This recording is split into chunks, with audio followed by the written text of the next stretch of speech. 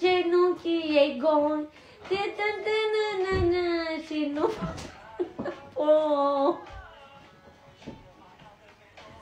Hainele aruncate pe jos.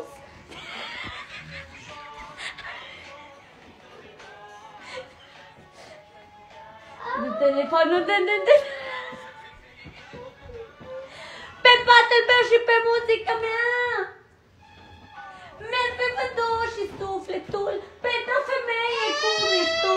Dar în lipsa ta, tu mi-l-ai amanătate. Mi-aș fi vântut și sufletul. Fită, Miroș, a căcat. Fită, te căcat.